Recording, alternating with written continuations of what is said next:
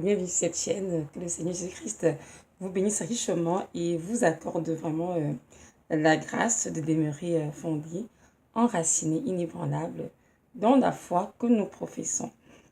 Aujourd'hui, nous sommes le 28 juin 2018 et nous allons parler vraiment aujourd'hui de l'importance de demeurer dans la foi qui nous était transmise depuis le commencement de la vie chrétienne par les apôtres, et aussi l'importance de se tenir loin des faux docteurs qui introduisent des doctrines étrangères qui pourraient conduire beaucoup d'enfants de Dieu en enfer. Donc, c'est de ça que nous allons parler aujourd'hui dans cette vidéo. Nous allons commencer tout de suite par lire un texte qui se trouve dans le livre de Jude, Jude chapitre 1, c'est ce chapitre 1 jusqu'à 4. Donc, je vais lire. Jude, esclave de Jésus-Christ et frère de Jacques, ose appeler, sanctifié en Dieu le Père et gardé par Jésus-Christ. Que la miséricorde, la paix et l'amour vous soient multipliés.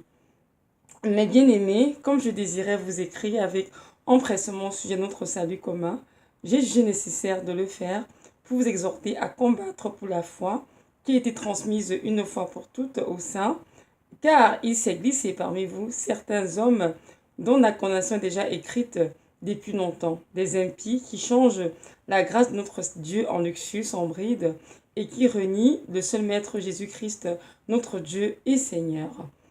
Donc voilà, c'est Jude chapitre 1 de 1 jusqu'à 4. Donc nous voyons bien ici que la lettre de Jude était adressée aux bien-aimés de cette communauté chrétienne-là, des chrétiens. Ils ont précisé sanctifiés dans le Seigneur, donc des chrétiens qui vivent dans une vie de sanctification. Donc, il leur a adressé une lettre au sujet de leur foi, de leur salut commun, de vraiment combattre pour la foi, de demeurer justement dans la saine doctrine qui a été transmise par les apôtres une fois pour toutes aux saints. Donc, c'est vraiment important. Pourquoi est-ce que Jude exhorte ces chrétiens à combattre pour la foi? C'est parce qu'il y a eu justement introduction des doctrines étrangères, des doctrines vraiment humaines, la doctrine des démons par des hommes impies, justement, comme tu l'as mentionné, dont la condamnation est déjà écrite. Et ces hommes ont justement changé la grâce de Dieu en luxure sans bride. Donc, lorsque nous regardons le dictionnaire, c'est quoi la luxure? La luxure, en fait, c'est le comportement déréglé d'une personne qui recherche et pratique des plaisirs sexuels considérés comme immoraux. Donc, nous avons notamment, nous savons tous de nos jours qu'il y a eu l'émergence de tellement d'horreurs, notamment l'homosexualité, la pédophilie, la zoophilie, la transsexualité, pardon, la pornographie, etc. En tout cas, il y a tellement de choses qui ont émergé dans les siècles derniers et qui ont infecté malheureusement les communautés chrétiennes de trop. Et justement, Jude écrivait à l'époque à ces chrétiens pour les mettre en garde justement de se tenir loin de ce genre de pratiques et même d'éviter ceux qui en approuvent ou bien qui enseignent ce genre de pratiques. Donc, on dit alors que j'ai dit la luxure, en fait, c'est le comportement déréglé d'une personne qui recherche et pratique des pratiques sexuelles considérées comme immoraux. Donc, c'est quoi, lorsqu'on a parole, que ces personnes changent la grâce de Dieu en luxure, sans bride. En fait, la grâce de Dieu nous a été donnée pour nous aider justement à marcher dans notre vie chrétienne, à nous sanctifier, à nous dépouiller des œuvres des ténèbres et de nous des âmes de lumière. Mais ces personnes ont connu le Seigneur, mais elles n'ont pas reçu la parole de vérité pour demeurer dans la vérité. Au lieu de se sanctifier, de se dépouiller de ces œuvres des ténèbres, elles ont plutôt utilisé la grâce de Dieu comme prétexte pour se donner vraiment aux pratiques abominables. La grâce de Dieu dans la marche chrétienne ne doit pas être un prétexte pour pratiquer le péché ou bien ça donne à quoi que ce soit d'abominable qui attriste le cœur de Dieu. Mais la grâce de Dieu est là pour nous aider à marcher sans l'esprit, dans son chair. C'est-à-dire, la grâce de Dieu est là pour nous aider à nous sanctifier en gros. C'est-à-dire vraiment à nous détacher des œuvres ténébreuses et pour nous revêtir des âmes de lumière. Mais ces hommes impies dont on parle dans la parole, que la condamnation était déjà écrite depuis longtemps, se sont servis de cette grâce pour se livrer à des pratiques vraiment abominables. Et non seulement ils sont livrés à cette pratique, ils ont enseigné ça à d'autres personnes qu'ils ont suivies dans ces débauches. Et nous pouvons constater, même dans notre époque, hein, que même ces pratiques perdent jusqu'à aujourd'hui, oui, on le voit autour de nous, que ces pratiques n'ont pas du tout changé. Donc, Dieu vient dans ce texte nous mettre en garde contre ces pratiques et aussi de se tenir loin des conducteurs des sectes des hommes et des femmes qui enseignent ces choses et qui les approuvent. Parce que le Seigneur reprimande vraiment cela. Nous allons lire aussi un texte dans Pierre, hein, de Pierre. Pierre en a parlé dans son livre à lui. Et il met justement les chrétiens en garde contre une pratique. Et c'est important de faire vraiment attention. Nous allons lire ensemble 2 Pierre 2, de verset 1 jusqu'à 3. 2 Pierre 2, de verset 1 jusqu'à 3, qui dit ceci. Mais comme il y a eu de faux prophètes parmi le peuple, il y aura aussi parmi vous de faux docteurs qui introduiront secrètement des sectes de perdition et, régnant le Seigneur qui les a rachetés, attireront sur eux une perdition soudaine. Et beaucoup les suivront dans leur perdition, et à cause d'eux, la voix de la vérité sera blasphémée. Par cupidité, ils trafiqueront de vous au moins de paroles déguisées, mais la condamnation qui leur est destinée depuis longtemps ne tarde pas. Et leur destruction ne sommeille pas. Donc, voyez-vous, Pierre en a parlé clairement de se tenir loin des faux docteurs, des faux prophètes, parce qu'ils conduiront beaucoup de gens en enfer, au moins des paroles déguisées justement. Ils vont introduire secrètement des sectes de perdition, des choses abominables qui, effectivement, conduiront beaucoup de chrétiens en enfer.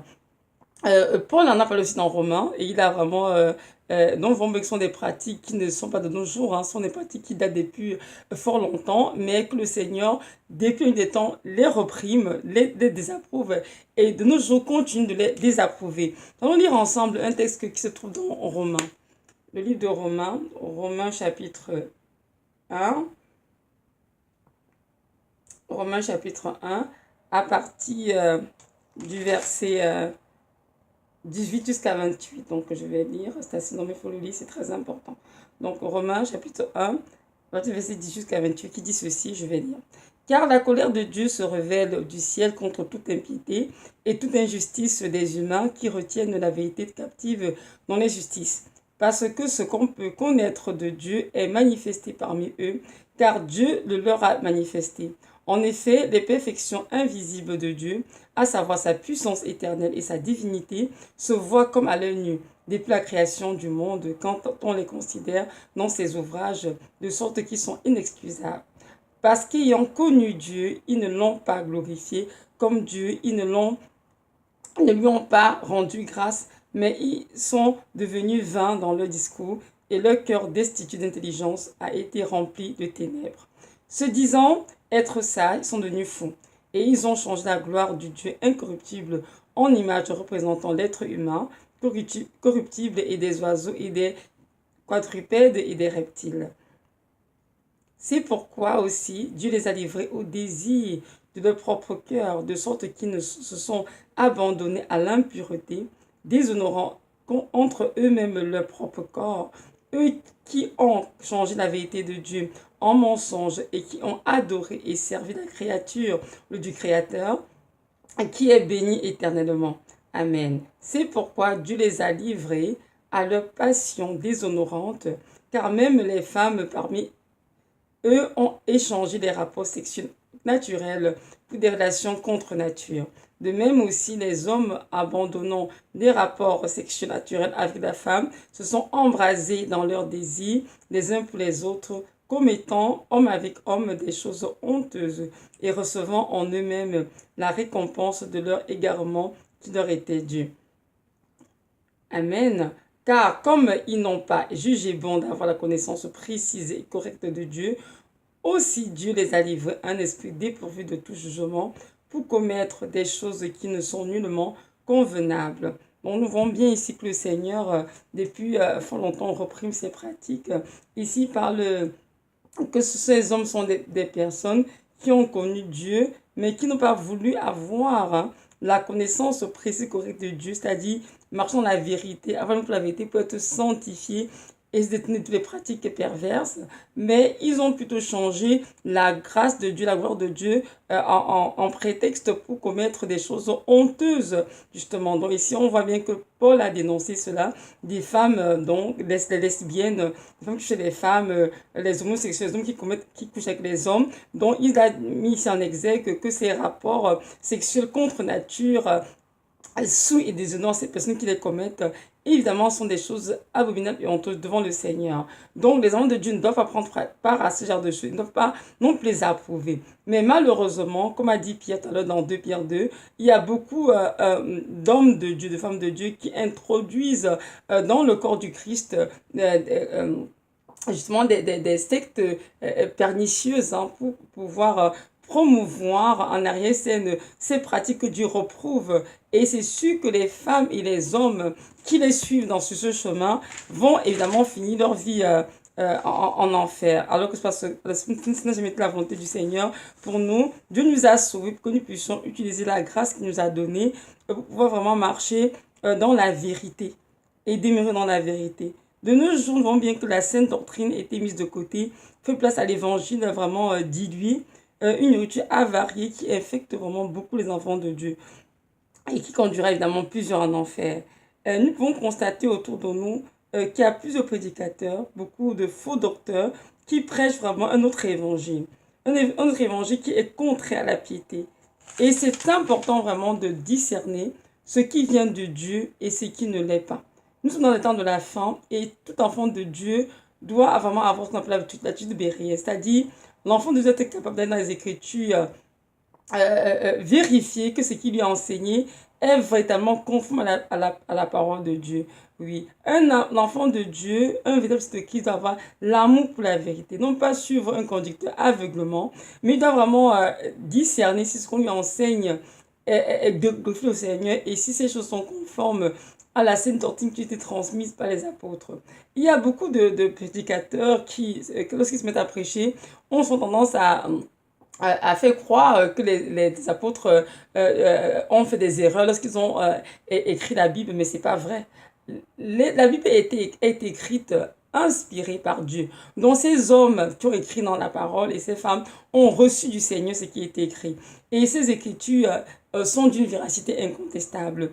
Et même c'est des erreurs, c'est plus des erreurs de traduction à la rigueur, mais le fond reste le même. Donc c'est important de ne pas suivre ceux qui dénigrent ces écritures parce qu'ils veulent instaurer ou introduire subtilement justement des doctrines étrangères, des doctrines de démons qui vont détruire beaucoup de gens, mais plutôt vraiment revenir à cette doctrine qui nous était annoncée par les apôtres et demeurer dans cette parole. C'est-à-dire qu'il faut combattre le bon combat pour avoir foi dans des choses qui sont correctes devant Dieu. Parce qu'on peut avoir foi dans des choses qui sont pas correctes, des choses qui sont fausses. Alors Dieu ne veut pas de ça. Dieu veut que nous ayons foi en lui, dans les Écritures, mais qui sont vraies, des choses qui sont correctes, des choses qui sont honorables à ses yeux.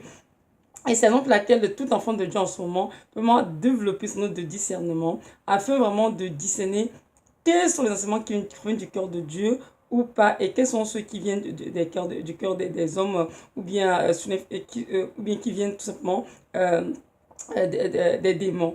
Il est important de noter que les personnes qui enseignent les fausses doctrines, comme on entend dans la parole, sont des personnes, comme c'est qui est dans Jude 1, dont la condamnation est déjà écrite. Donc ces personnes savent très bien qu'elles n'iront pas au paradis. Vous comprenez ça? Donc ces personnes sont avec le peuple de Dieu, ils vont faire beaucoup de choses, mais ils sont là pour conduire le plus grand nombre en enfer, mais pas au ciel. Parce qu'ils savent très bien qu'ils ont tellement péché que leur conscience est rendue obscurcie, plongée dans la ténèbres, il n'y a pas lieu de repentance. Donc ils vont continuer dans cette voie, perdurer dans cette voie, et même si on les reprend, même si on leur demande, même si on leur enseigne la sanctification, même si on prêche la sanctification, on prie pour eux, ils ne sont pas prêts de se repentir. Donc c'est la raison pour laquelle ils vont continuer sur ce chemin de perdition, justement. Et le Seigneur vient par cette vidéo nous exhorter justement à combattre pour la foi qui est transmise une fois pour toutes au sein et de ne pas laisser ces hommes dont la condamnation est déjà écrite depuis longtemps nous conduire en enfer.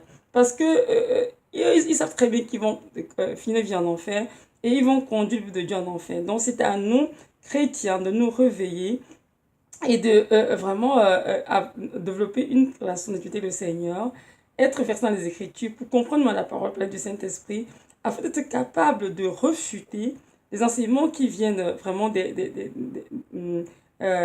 démons, bien des hommes impies tout simplement.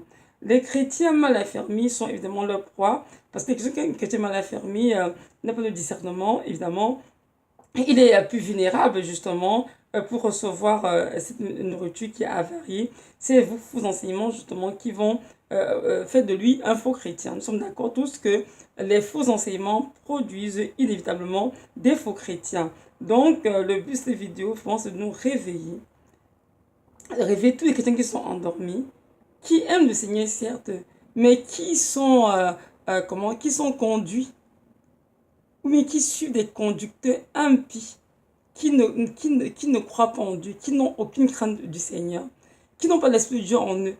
C'est temps de se réveiller et de comprendre que le Seigneur nous appelle tous à combattre pour la foi qui est transmise par les saints apôtres, de demeurer dans la vérité. Car c'est la sainte doctrine qui va nous garder en Christ et nous préparer pour son retour. Ce n'est pas les faux enseignements. Donc c'est important vraiment de revenir à la doctrine saine, à la parole saine que Dieu nous a transmise, de mettre dans cela et de fuir vraiment tous ces faux prophètes, faux pasteurs, faux docteurs qui enseignent des hérésies pour perdre le peuple de Dieu. Juste un exemple, j'étais dans une église et durant la prédication, un pasteur s'est levé, il a dit, voilà, ce qui conduit des gens en enfer, ce n'est pas le péché. Et puis, évidemment, on était tous surpris. Comment ça se fait? C'est pas le péché. Il dit, non, ceux qui vont en enfer, c'est pas que du péché qu'ils sont en enfer, c'est parce qu'ils ne savent pas que le péché leur sont pas pardonnés. J'étais comme, mais c'est quoi cet enseignement et tout? Et justement, avec le temps, le Seigneur, c'est sûr que ce n'est pas du tout, c'est absolument faux ce qu'il raconte, parce que ce qui conduit tout être humain en enfer, c'est le péché. Il est écrit dans Romains 10, verset 23, que dans tout ce péché, c'est pour que nous sommes pour la gloire de Dieu. Oui, nous sommes tous des pécheurs. Et c'est ceux qui ont accepté le Seigneur Jésus-Christ de Nazareth dans leur vie, qui ont donné dos au péché, qui vont entrer au ciel. Et c'est que dans Matthieu 7, je crois c'est 23, où les Seigneurs diront, Seigneur, nous avons fait ceci en ton nom, chasser des mots en ton nom, guérir en ton nom. Il va dire quoi? Je nous ai même connus, retirez-vous de moi, vous qui commettez l'iniquité. L'iniquité, c'est quoi? C'est le péché. Donc, voyez-vous, donc, il y a vraiment beaucoup d'introductions, de doctrines vraiment subtiles, mais ce sont des doctrines qui m'ont conduit beaucoup à la perdition. Donc, c'est important de vraiment demeurer dans la sainte doctrine, de s'y accrocher tous ses efforts et de prier le Seigneur Jésus-Christ qui nous gardera en Christ. C'est Jésus-Christ qui nous gardera en Christ, pas de nous-mêmes. Nous allons lire un autre texte qui est dans Acte chapitre 2. Donc, Acte 2, versets 41 et 42. Donc, voilà, je vais lire. Donc, chapitre 2, versets 41 et 42 dit ceci. Ceux donc qui acceptèrent de bon cœur sa parole furent baptisés et en ce jour-là furent ajoutés à l'église environ 3000 âmes.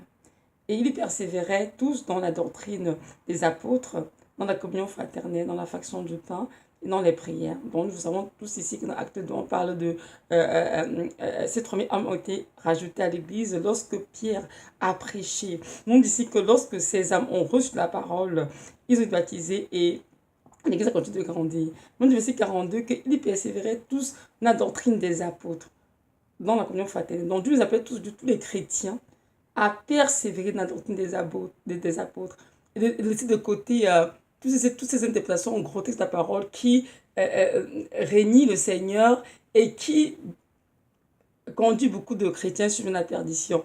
Non, nous devons demeurer vraiment dans la doctrine des apôtres, à l'exemple des premiers chrétiens. C'est vraiment très important. Nous devons comprendre que nous sommes en temps de la fin.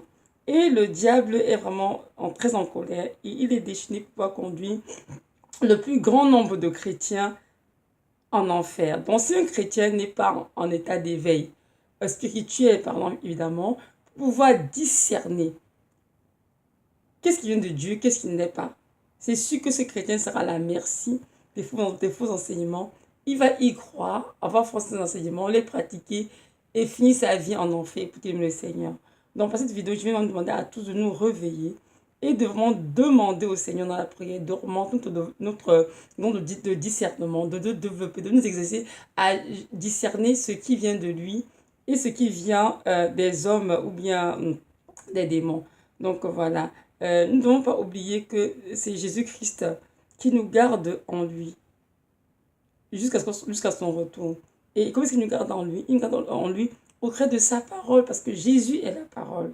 Nous allons lire ensemble notre texte dans Jude 1 toujours, 2 versets 23 et 24, que je vais utiliser ça pour conclure. Donc je vais lire. Donc c'est écrit dans Jude... non, pas 20, non, 23, excusez-moi, 24 et 25. Donc, Jude 1, versets 24 et 25 dit ceci. À celui qui est capable de vous garder de toute chute, de vous faire paraître devant sa gloire irréprochable et dans l'allégresse, à Dieu seul sage, notre Sauveur, soit gloire et magnificence, force et puissance, et maintenant et dans tous les siècles. Amen. Donc voilà, le Seigneur ici nous dit la plus de Jude qu'il est celui qui nous garde de toute chute. Et Jésus nous garde de toute chute pour nous faire paraître devant sa gloire irréprochable dans l'allégresse lorsqu'il reviendra. Nous savons tous que Jésus revient bientôt. Et il vient bientôt chercher une église glorieuse sans tache ni ride. Une église irréprochable. Et chaque chrétien a la responsabilité de conserver son esprit, son âme et son corps irrépréhensibles pour le jour de l'avènement de Jésus-Christ de Nazareth. Donc c'est à chacun de se demander qui je suis, qui me conduit. Est-ce que ce que j'entends dans cette église, dans ce qu'on écoute, ou est-ce que je suis sur Internet, est-ce que c'est vraiment de Dieu? Chaque chrétien a la responsabilité de s'assurer que la nourriture qu'il reçoit est vraiment une nourriture spirituelle venant du Père et non des doctrines humaines ou des philosophies humaines. Non. Oui, c'est important vraiment de chercher à savoir. Parce que ceux que les chrétiens, ceux que nous suivons de manière générale, ce sont eux qui ont nous conduit soit au ciel, soit en enfer. Alors, si nous suivons des faux docteurs, nous sommes tous d'accord que de ce grand jour du Seigneur, on ne sera pas prêt. Parce qu'on ne sera pas irréprochable. On sera souillé avec des faux enseignements et on aura pratiqué des choses avant le Seigneur. Et on sera devant lui étant comme, oh Seigneur, quelle tristesse pour nous. Donc, c'est important vraiment de se poser la question, qui est le contexte que je suis, Seigneur? Révèle-moi son état d'identité, son état spirituel. Révèle-moi ton état d'âme. Qui est-il vraiment? Est-ce que c'est vraiment enseignant de ta part? Avant de se mettre à suivre un être humain. Et n'oublions surtout pas que Jésus-Christ est le souverain pasteur de toutes les brebis. Et qu'il est notre Père spirituel. Et que c'est lui que nous devons suivre. Et non des hommes et des femmes d'ailleurs. Les coachs au niveau de nous, des enseignants sont là pour nous enseigner, oui, mais ils ne sont pas Dieu. Parce qu'il y a des chrétiens pour lesquels leur prophète, leur pasteur, ou je ne sais trop, c'est vraiment Dieu dans leur vie. Alors que Jésus-Christ de Nazareth est le seul Dieu qui est mort à la croix de Golgotha pour chacun d'entre nous. Donc c'est lui que nous devons suivre. Car c'est à lui que nous allons rendre compte à la fin de notre vie sur cette terre. Donc c'est important de ne pas idolâtrer les hommes ou les femmes de Dieu en se collant à eux ou à les suivants aveuglement. C'est important de vraiment discerner qui ils sont et de comprendre que notre souverain pasteur, c'est bien Jésus de Nazareth et que c'est avec lui que nous avons une relation d'intimité, de communion, une vie de prière et c'est lui qui nous gardera de toute chute jusqu'au jour où il reviendra nous chercher dans sa gloire. Donc voilà, nous sommes dans la fin. Je sais bientôt, nous sommes de se préparer pour être prêt justement en venant au Christ. Il ne faut pas juste dire, oh mais non Seigneur, je suis tel homme de Dieu parce que ça fait 30 ans que je le connais, je ne veux pas changer d'église, j'aime trop cette femme de Dieu, j'aime trop ceci. Tout cela va passer. La seule chose qui passera pas, c'est la parole de Dieu qui ne passera pas et Jésus qui ne passera pas. Donc c'est important de demeurer vraiment dans le Seigneur et de ne pas se faire des illusions. Parce qu'un homme de Dieu ne sauvera personne, une femme de Dieu ne sauvera personne. Mais c'est Jésus qui sauvera et qui jugera tout homme. Donc c'est important vraiment de nous accrocher au Seigneur, de demeurer vraiment enracinés, fondés, inébranlables la foi que nous professons. Et aussi de développer une nation du Seigneur de manière à avoir une connaissance précise et correcte de lui, de qui il est. C'est quoi cet attribut exceptionnel dans notre vie? Qui il est en nous? Euh, c'est très important. Et qui ne sommes lui? Nous devons vraiment faire des efforts tous les jours dans ce sens et éviter de vraiment prendre des hommes et des femmes de Dieu comme des idoles. Parce qu'ils peuvent se tromper aussi à un moment donné de leur vie. Mais nous savons tous très bien que Dieu ne se trompe pas. Et le Dieu qui est parfait en toutes choses. Et comme j'ai dit tout à l'heure, nous devons nous tenir loin des conducteurs impies, des faux docteurs, dont la condamnation déjà écrite dans le livre, dans le ciel. Ils s'attribuent qu'ils sont voués à la damnation éternelle. Et ils sont là pour perdre beaucoup de chrétiens. Donc c'est temps de se réveiller et de s'assurer que la doctrine que nous recevons vient véritablement du cœur du Seigneur. Maintenant, si tu es une personne qui m'a écouté et qui ne connaît pas encore Jésus de Nazareth, je vais juste te dire que Jésus-Christ de Nazareth est le Dieu qui t'a créé et il veut être ton sauveur. Il est le chemin, la vérité et la vie. Et j'aimerais te dire que si tu veux la vie éternelle, c'est important que tu te repentes de tes péchés et que tu l'acceptes dans ton cœur comme ton sauveur Seigneur. Si tu veux finir ta vie au ciel. Car ceux qui n'ont pas donné leur vie au Seigneur Jésus de Nazareth ne pourront pas entrer au ciel. Il est celui qui donne à tous ceux qui l'ont reçu vraiment d'être enfants de Dieu. Donc j'aimerais vraiment t'encourager à ne pas être incrédule, à ne plus hésiter, vraiment à faire ce pas de foi et d'ouvrir ton cœur au Seigneur. Pose-lui tes questions et demande-lui s'il est le véritable Dieu. Et je sais qu'il va se révéler à toi, car je sais qu'il t'aime d'un amour éternel et conditionnel et qu'il désire depuis fort longtemps que tu sois sauvé et que tu fasses partie de ces enfants qui viennent bientôt retirer par l'enlèvement. Merci vraiment de m'avoir écouté et je prie que le Dieu de gloire nous accorde à tous la grâce de discerner quels sont les vrais docteurs, quels sont les faux docteurs et de vraiment de nous tenir très très loin des faux docteurs. Autrement, on pourrait finir notre vie en enfer parce qu'on aura suivi des conducteurs impies. Merci.